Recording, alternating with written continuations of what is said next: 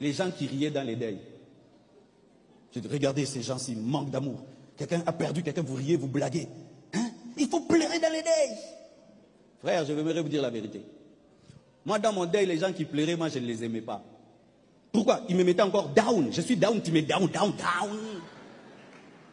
Moi, j'aimais les gens qui riaient. Moi, dans mon deuil, les gens jouent au ping-pong. Je dis, joue au ping-pong. Je vais voir des gens qui jouent. Prenez les kickers, jouez les kickers. Là où les gens pleuraient, là, on les a laissés là-bas, là où ils pleurent. Nous, de l'autre côté, là, ping-pong, panique. Pendant c'est quoi? Je suis déjà triste, je suis déjà mort. Tu veux me tuer des fois? Rire, fais-moi rire, blaguer, parler d'autre chose, parler d'autre chose. Mes frères et sœurs, on ne traite pas les ténèbres par les ténèbres, on traite les ténèbres par la lumière. Depuis, j'ai compris cela, mes frères et sœurs. Maintenant, je ne critiquerai plus jamais les gens qui dansent dans les deuils. Il faut danser dans les deuils. Les personnes éprouvées ont besoin de voir des gens qui ont la joie. Parce que pour eux, la joie devient un miracle. Mais pleurer est normal.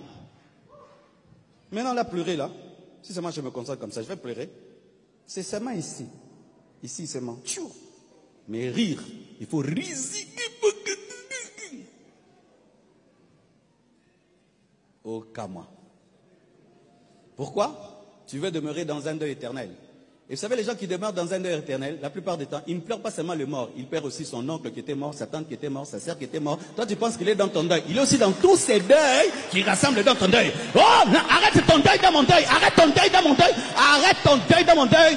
On l'a pleuré. Maintenant, lève-toi, va travailler, va étudier, prêche l'évangile, chante, danse. Nous n'allons pas pleurer comme les païens, nous allons pleurer comme des enfants de Dieu. Il y a eu un temps pour pleurer Moïse, et puis le peuple a arrêté de pleurer Moïse. Ils ont avancé jusqu'en Canaan. Tu continues à pleurer Moïse, tu ne vas pas entrer en Canaan. Il y a un temps pour pleurer Moïse, un temps pour entrer en Canaan. Donne-moi un amen. Donne-moi un amen. Et comme je vous répète, personne ne l'a aimé comme moi. Personne ici n'a aimé ma femme plus que moi. Personne. Bandola Lanae. Comme j'entends des gens qui disaient, oh, le pasteur étouffait son ministère, le pasteur étouffait son ministère, étouffait son ministère. Vraiment, moi je peux étouffer le ministère de ma femme. Des fois nous entrons dans les choses des autres plus qu'eux-mêmes. Ça c'est quand même la particularité congolaise. Tokota gloire batumakasi.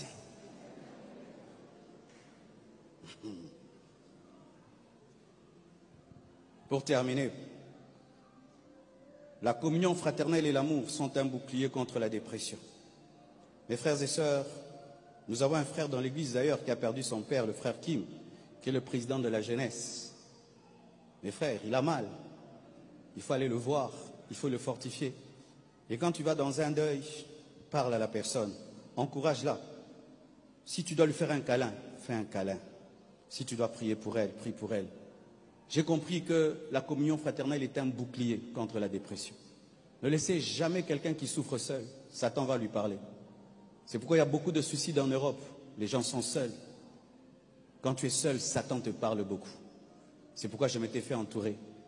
J'ai voyagé avec beaucoup de gens à Barcelone. Beaucoup.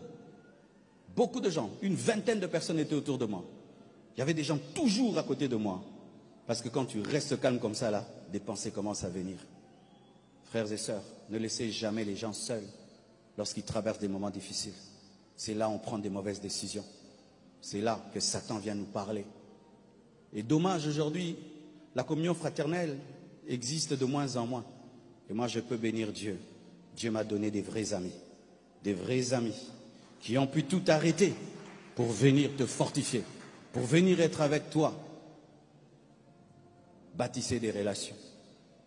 Arrêtez de soupçonner tout le temps le mal chez les gens. Arrêtez d'exiger aux gens d'être parfaits pour être avec vous. Vous-même, vous n'êtes pas parfait. Dans les moments difficiles, vous serez seul. Et Satan va vous abattre. Pour ce matin. Voici ce que, parce que ça c'est ce que j'avais déjà dit. 11e, ce que j'ai appris au travers de la souffrance. C'est que la prophétie est une grande source de consolation. Et on entend mieux Dieu dans les déserts. 1 Corinthiens 14, verset 3, la Bible dit, celui qui prophétise, au contraire, parle aux hommes, les édifie, les exhorte, les console. J'ai mieux compris la partie console dans ce deuil. Mes frères, je savais sur le plan doctrinal que Blanche est au ciel. Je savais sur le plan doctrinal. Mais je voulais que Dieu me donne un signe qu'elle est au ciel. J'ai prié vraiment. J'ai dit Dieu, je sais qu'elle est au ciel. Mais quand même, dis-moi quelque chose. Et Dieu m'a exaucé.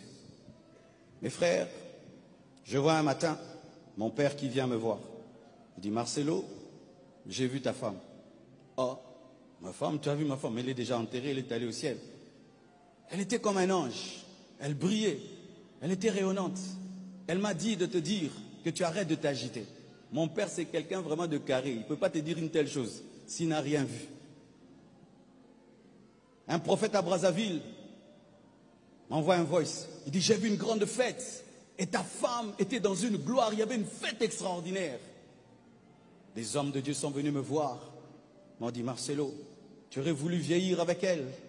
Mais Dieu a pris ta femme plus tôt. Parce qu'à la fin de sa vie, elle allait tomber très très gravement malade. Et ça l'a amené une plus grande tristesse. Dieu l'a pris avant. Et d'autres sont venus me dire des détails que moi seul et elle connaissaient. De nos projets personnels. Dieu a dit ceci. La consolation par la révélation. Frères et sœurs, la prophétie est importante dans l'église. La prophétie est importante dans l'église. La prophétie est importante dans l'église. Lorsque tu vas visiter quelqu'un qui a un deuil, dis Dieu, donne-moi une parole. Tu ne connais pas les questions qui se posent et Dieu au travers de toi est capable de consoler. Et du monde entier, j'ai reçu des messages qui m'ont permis de savoir et de savoir et de savoir et de savoir que c'était la volonté parfaite de Dieu et ça m'a donné la paix. J'ai appris qu'il faut un département des veufs aussi dans les églises. Il n'y a que le département des veuves. Maintenant, nous là, nous avons mis président du département en français. Moi-même, je deviens le président. Mais oui, quand une femme perd son mari, les veuves sont là. Mais moi, les veuves de l'église ne sont pas venus me visiter. Parce qu'il n'y a pas un département. Pourquoi? Parce qu'on pense les hommes sont forts. C'est faux, on est plus faible que vous. Remarquez quand un homme, sa femme meurt, il se remarie vite. Une année, 2 ans, 3 ans, 4 ans, d'autres même 6 mois, d'autres 3 mois. Ngana binante.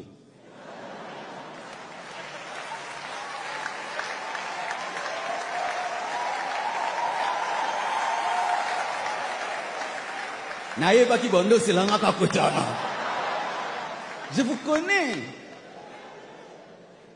Mais c'est que vrai, je n'ai pas reçu le don de célibat de Paul. Je l'ai demandé, mais ça fuit.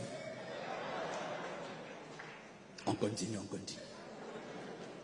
Les gens de Polémaï, vous avez pris déjà. Faites-en ce que vous voulez. Alors, vous allez voir une femme peut rester seule des années. Je connais beaucoup ici qui ont perdu leur mari, qui sont restés seuls. Vous savez pourquoi? Une femme a une plus grande capacité de jouer le rôle de l'homme qu'un homme de jouer le rôle de la femme. L'homme, qu'est-ce qu'il fait? Il travaille, il ramène l'argent. Les femmes peuvent travailler, ramener l'argent.